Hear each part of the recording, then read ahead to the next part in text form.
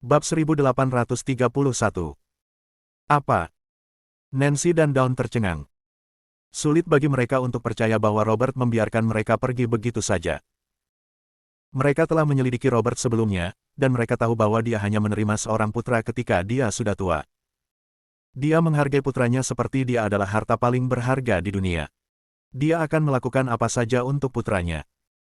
Suatu kali, seorang pemimpin dunia bawah menamparkan putranya, dan Robert bahkan pergi berperang untuk itu.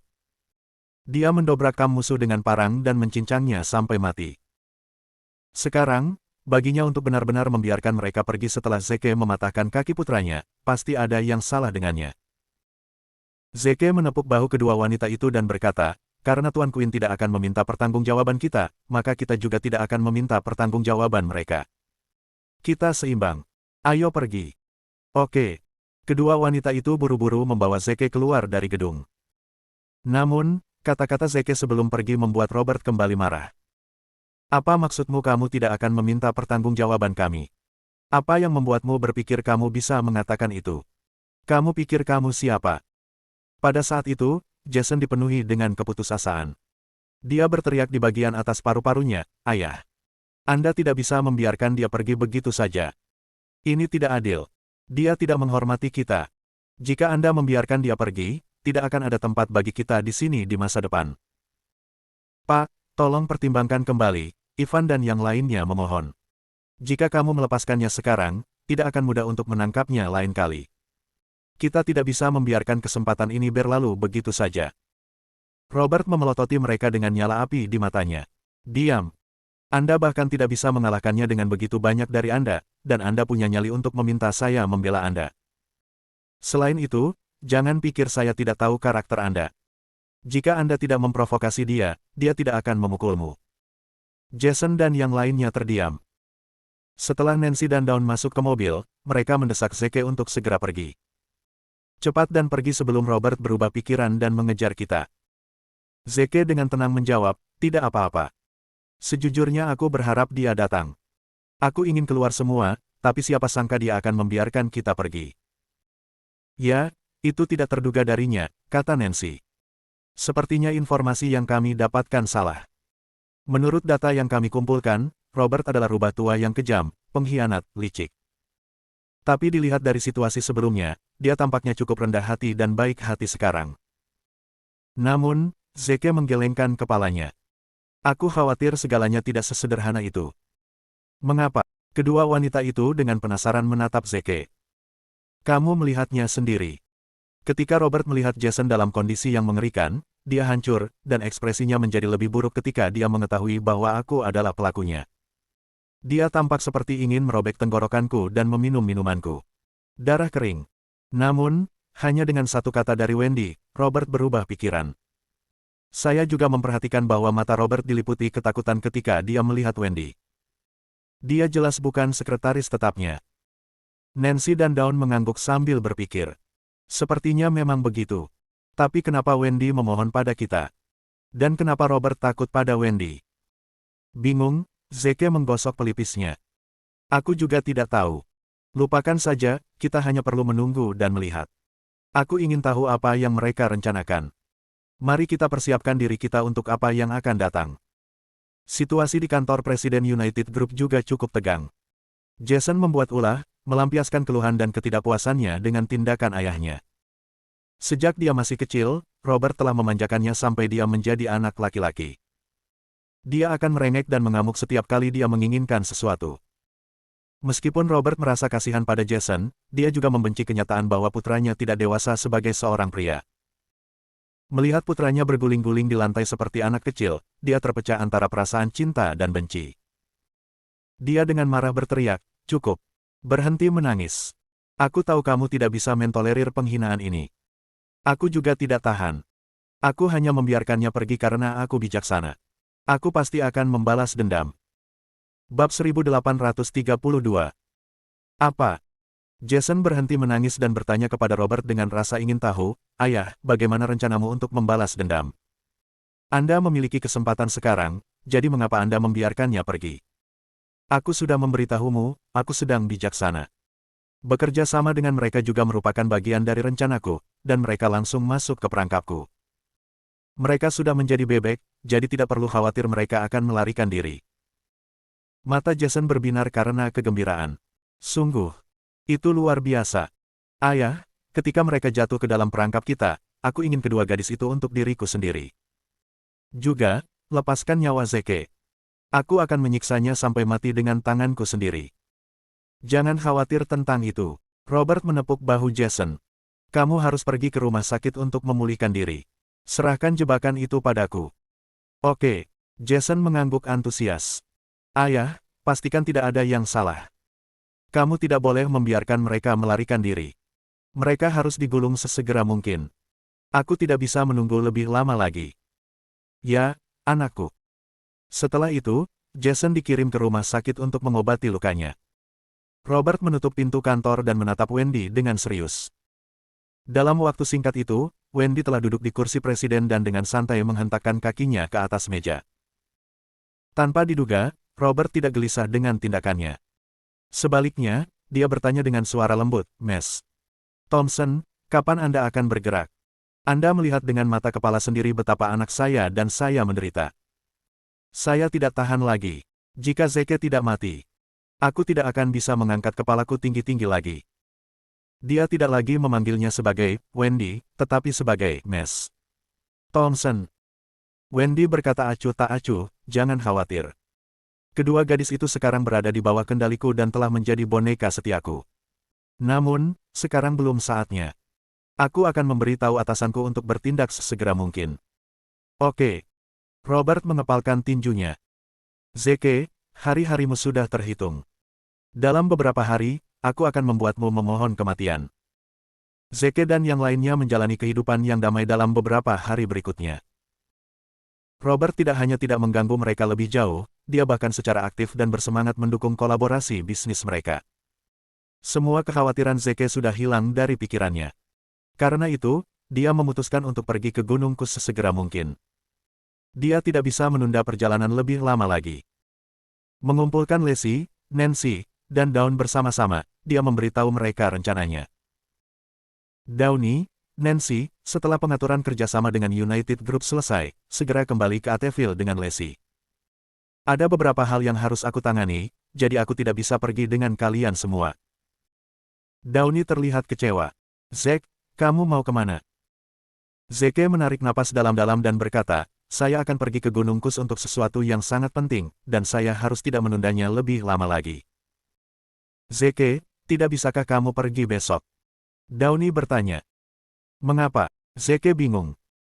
Kami berempat akan berbelanja di sore hari, dan kami membutuhkan satu orang lagi untuk membantu membawa tas. Saya pikir Anda paling cocok untuk tugas ini. Zeke dibuat terdiam. Anda meminta Master Naga untuk membantu membawa tas Anda. Apakah Anda memiliki keinginan kematian? Kalian berempat. Siapa lagi selain kalian bertiga? Nona, tentu saja, jawab Downey. Oh. Omong-omong, Zeke, menurutmu berapa banyak kepala yang akan menoleh ke kita jika kita berempat berjalan di jalanan? Beberapa hooligan mungkin datang untuk menyerang kita. Aku tidak masalah dipukul oleh seseorang, tapi bagaimana dengan Lacey? Dia terlihat sangat elegan dan halus. Tidakkah kamu mengkhawatirkannya? Nancy menggoda. Zeke dibuat terdiam sekali lagi. Yah, asalkan kamu bahagia.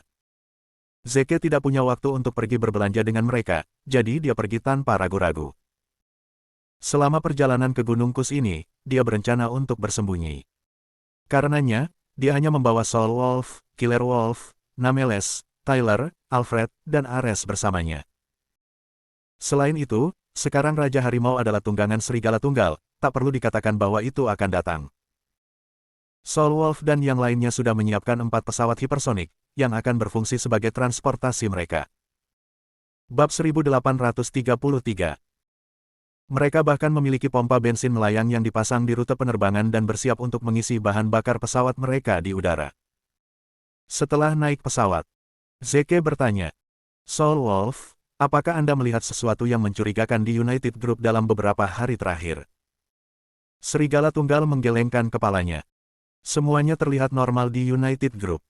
Tidak ada yang mencurigakan terjadi. Oke. Zeke menghela napas lega, berharap dia tidak berlebihan. Zeke sudah pergi, tapi itu tidak menghentikan keempat wanita itu untuk berbelanja. Kerja sama dengan United Group telah selesai, dan mereka harus kembali ke Ateville keesokan harinya. Oleh karena itu, mereka mengambil kesempatan untuk menghabiskan sisa hari mereka mengalami budaya dan adat istiadat kota kuno ini. Dengan kata lain, sudah waktunya bagi mereka untuk berbelanja secara royal. Namun, kekhawatiran Dauni bukan tanpa alasan. Mereka tentu saja menarik perhatian banyak orang begitu mereka turun ke jalan. Para pria tertarik dengan kecantikan mereka bahkan ketika para wanita iri pada mereka. Di antara keempatnya, para wanita tampak muda dan bersemangat, sementara gadis kecil itu terlihat manis dan cantik. Mereka langsung menjadi pemandangan paling indah di jalanan. Tentu saja, banyak hooligan bejat mendekati mereka dan mengganggu mereka. Namun, sebelum mereka bisa bergerak, mereka segera ditangani oleh pengawal yang tersembunyi di balik bayang-bayang. Zeke tidak akan membiarkan empat wanita cantik yang tak tertandingi berjalan di jalanan sendirian, terutama di tempat asing ini. Dia sudah menugaskan pengawal untuk mengikuti mereka secara diam-diam. Mereka berempat memasuki toko fashion dan pergi berbelanja. Uang bukanlah masalah, dan kecanduan mereka muncul segera setelah mereka memulai pembelian. Dalam waktu singkat, keranjang belanja mereka penuh dengan tas dengan berbagai ukuran. Bahkan Missy termakan oleh pembelian mereka yang tak henti-hentinya, dia juga memilih 2 potong pakaian yang indah untuk dirinya sendiri. Setelah belanja berturut-turut, ketiga wanita itu berlari ke kasir, berjuang untuk membayar. Pada akhirnya, Lacey dengan tegas berkata, "Saya akan melakukan pembayaran. Perusahaan akan mengganti biaya kami untuk saat ini. Perlakukan itu sebagai hadiah Anda karena berhasil menandatangani kontrak ini." Begitu mereka tahu mereka akan diganti, Nancy dan Dawn berhenti bertarung. Lacey mengerjakan tagihannya, dan mereka berempat sebenarnya telah menghabiskan total 150.000. Barang paling mahal adalah tas yang Nancy naksir. Harganya saja hampir 80.000. Lacey pergi ke depan dan menggesek kartunya. Namun, sebelum dia bisa memasukkan kata sandinya, dia tiba-tiba mendengar teriakan Nancy dari belakangnya. "Din, ada apa?" Lacey berhenti berdetak, dan dengan cepat berbalik. Yang mengejutkannya, Dawn terbaring tak bergerak di lantai yang dingin dengan mata terpejam. Dia pingsan. Lacey berjongkok dan dengan cepat berteriak, "Downy, Downy. Ada apa? Bangun. Nancy, apa yang terjadi?" Namun, tidak ada tanggapan dari Nancy. "Nancy." Lacey mendongak, dan pikirannya dilanda kecemasan dan kepanikan. Nancy juga lumpuh di tanah, tidak sadarkan diri. Lacey sangat terkejut. "Nancy, Downy, ada apa dengan kalian berdua? Bangun." Missy ketakutan dengan pemandangan itu. Dia menjabat tangan Downy dengan penuh semangat. Nona Castaneda, ada apa denganmu? Tolong jangan menakutiku." Mereka berempat sudah menarik perhatian banyak orang dengan kecantikan mereka. Tapi sekarang setelah mereka berdua pingsan, banyak orang yang lewat berkumpul untuk menatap. Tempat itu langsung menjadi ramai dengan orang-orang. Kasir berkata dengan acuh tak acuh, "Nona, silakan masukkan kata sandi Anda dan lakukan pembayaran." Lacey marah dan balas membentak kasir, "Pembayaran apa? Tidak bisakah kamu melihat seseorang pingsan? Cepat panggil ambulans." Kasir itu menjulurkan hidungnya tinggi-tinggi dan memandang rendah Lacey dengan dominan. "Hah? Saya telah melihat banyak orang seperti Anda. Anda berpakaian flamboyan dan datang ke tempat mewah ini untuk memikat pria yang tidak curiga agar membayar tagihan Anda. Namun, Anda tidak beruntung hari ini. Sekarang tidak ada yang akan membayar Anda pingsan dengan sengaja selama proses pembayaran sehingga Anda tidak perlu membayar apapun. Sekadar informasi, beberapa barang di sini sudah dibuka, jadi kamu harus membayarnya apapun yang terjadi." Bab 1834. Kata-kata kasir memicu bombardir ejekan dan komentar pedas dari kerumunan. "Haha, jadi itu niat mereka yang sebenarnya. Kupikir mereka sosialita sejati. Sosialita palsu ada di mana-mana baru-baru ini. Mereka bahkan akan berbagi tagihan untuk sepasang stoking hanya untuk menambah kesombongan mereka. Kamu seharusnya tidak datang ke sini jika kamu tidak mampu membelinya. Kamu hanya mempermalukan dirimu sendiri. Sungguh menyia-nyiakan kulit yang indah." Lacey memerah karena marah setelah mendengar apa yang dikatakan semua orang. Bagaimanapun, dia tidak punya waktu untuk menjelaskan dirinya sendiri. Prioritasnya adalah mengirim Nancy dan Dawn ke rumah sakit sesegera mungkin. Dia meraba-raba mencari ponselnya untuk memanggil ambulans. Kasir menjadi tidak sabar dan berteriak, "Keamanan, segera usir mereka. Saya pikir mereka mencoba menjebak kita untuk ini." Segera, beberapa penjaga keamanan kekar berjalan sambil menyeringai. "Apakah kamu akan keluar sendiri, atau kamu ingin kami melakukannya?" Misi ketakutan oleh penjaga keamanan dan mulai menangis. Lacey secara naluriah melemparkan dirinya ke depan untuk melindungi mereka bertiga. "Hei, apa yang kamu lakukan? Mereka benar-benar pingsan. Jangan menyentuh mereka, atau kamu akan menyesalinya." "Enyah!" teriak satpam dan siap menggunakan kekerasan. Pada saat kritis ini, beberapa bayangan berlari ke depan dan mengirim penjaga keamanan terbang. Jeritan kesakitan mereka bergema di seluruh mal. Kasir itu ketakutan dan menggeram, "Siapa kalian? Beraninya kalian membuat keributan di sini. Kalian tidak tahu apa yang kalian hadapi." Memukul. Sesosok bergegas dan menamparkan kasir tanpa ragu-ragu. Setelah itu, lusinan bayangan bergegas ke Lacey dan berlutut di depannya. "Salam, istri Marsekal Agung. Kami adalah Mata-Mata Utara, siap melayani Anda." Apa?" Kerumunan tercengang mendengar kata-kata mereka. "Istri Marsekal Agung. Apakah kita mendengarnya dengan benar? Apakah wanita ini benar-benar istri Marsekal Agung? Istri Marsekal Agung benar-benar datang untuk berbelanja di tempat seperti itu. Itu tidak mungkin. Istri Marsekal Agung harus tinggi dan perkasa dan penuh kebajikan. Dia tidak akan pergi berbelanja secara langsung." Kasir adalah orang pertama yang menyuarakan keraguannya. "Omong kosong. Mereka bahkan tidak mampu membeli kemewahan biasa ini, jadi bagaimana dia bisa menjadi istri Marsekal Agung? Kamu pasti berpura-pura, menipu publik. Beraninya kamu berpura-pura sebagai istri Marsekal besar. Kamu pantas mati." Kerumunan juga mulai ragu. Tepat. The Great Marshal tidak hanya berpengaruh dan kuat, tetapi dia juga memiliki semua kekayaan yang ditawarkan dunia. Bagaimana mungkin istrinya tidak mampu membeli barang-barang mewah ini? Mereka pasti palsu. Salah satu bayangan marah dan mengeluarkan piring kayu dan menunjukkannya ke kasir. "Kamu berani menghina istri Marsekal Agung. Hidupmu sekarang hilang." Ketika semua orang melihat piring kayu, mereka merasakan getaran menjalar di punggung mereka. Jantung mereka mulai berdebar tak terkendali saat mereka secara naluriah berlutut ke arah Lacey. Itu lencana naga. Hanya bawahan Marsekal Agung yang memenuhi syarat untuk memiliki lencana naga. Dia benar-benar istri Marsekal Agung. Marsekal Agung dianggap sebagai dewa di hati mereka. Secara alami, istri Marsekal Agung juga akan dianggap sebagai dewa. Itu wajar bagi mereka untuk berlutut di hadapan dewa.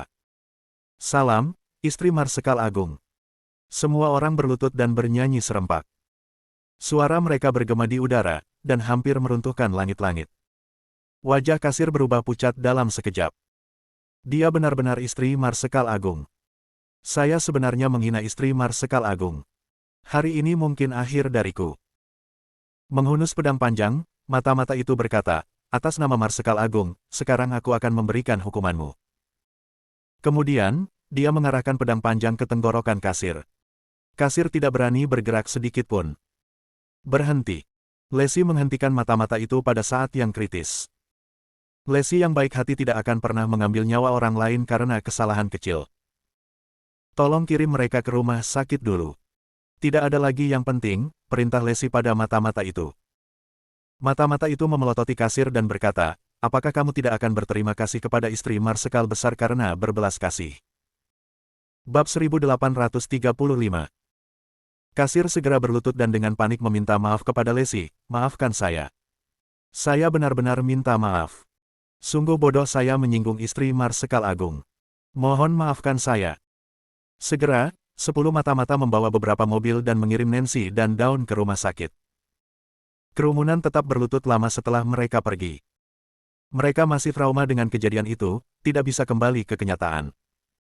Mereka tidak percaya bahwa mereka berada dalam kontak yang begitu dekat dengan istri Marsekal Agung.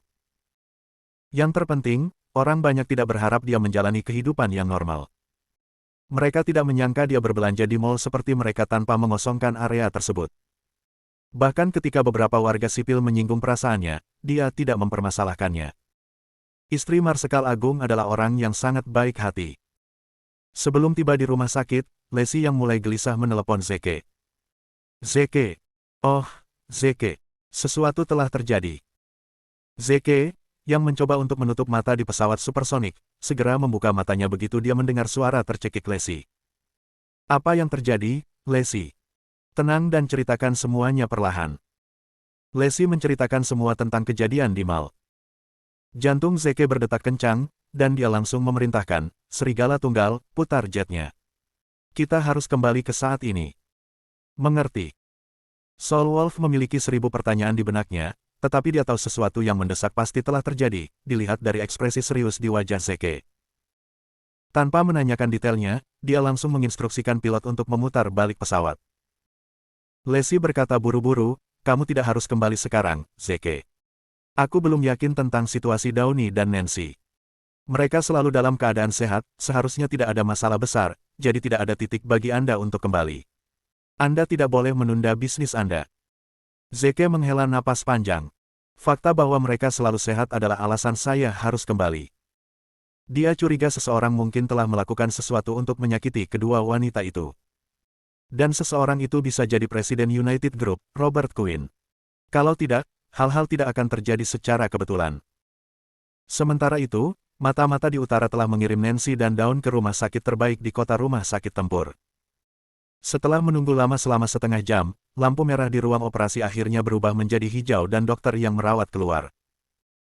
Lacey bergegas ke depan dan bertanya, "Dokter, bagaimana pasiennya? Apakah mereka baik-baik saja?